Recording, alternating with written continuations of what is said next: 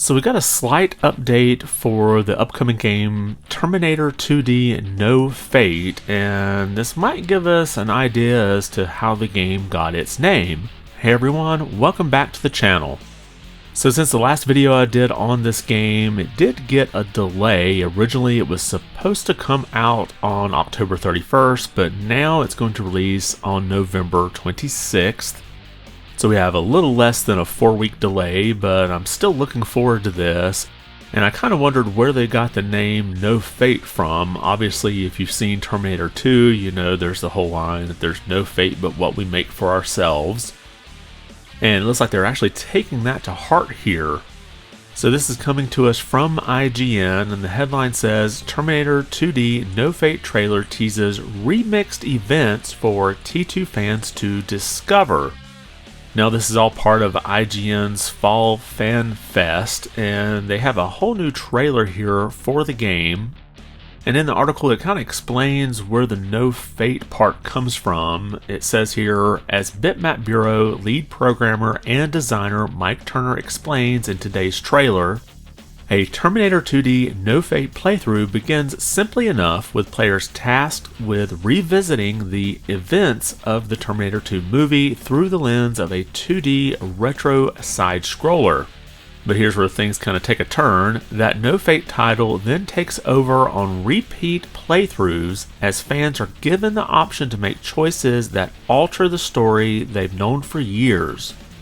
Secret levels and remixed weapon loadouts are just the tip of the iceberg for Terminator 2D No Fate. The example we see in today's IGN Fall Fan Fest 2025 trailer revisits Sarah Connor's trek through Cyberdyne HQ. Players will first fight through waves of SWAT officers by using little more than Sarah's pistol and a few well-timed punches.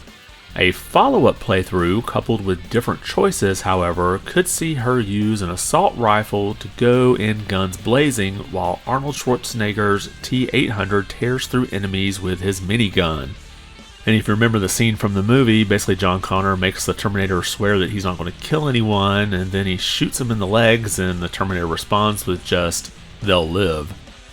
Well, it looks like now you can kind of mix things up, and if you want to go in guns blazing and use some lethal force, you can, but it will alter the storyline.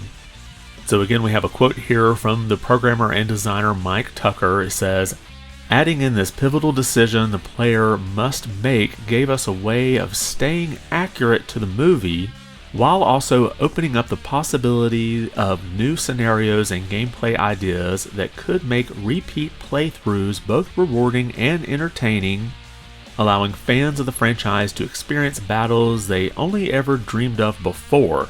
Now, just watching through this trailer, there were some other scenes that I noticed that were different from what's canon in the movie. So for example, let's just take the scene from the movie where Sarah Connor is escaping from Pescadero State Penitentiary. If you remember the scene where the T-800 finally comes in and saves her and they get away, well, in the scene here, you see the T-1000 put a knife in her. But at any rate, this kind of gives us a hint as to, well, how could things go if Sarah Connor was to be killed here?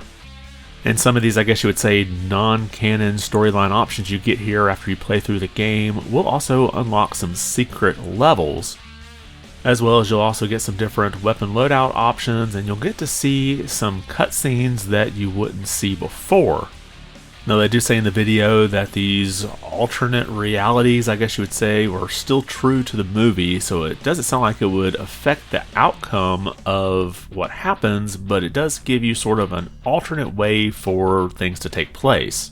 So having these little No Fate branching paths that you can choose definitely gives a good replay value to this game, which is something I was kind of worried about.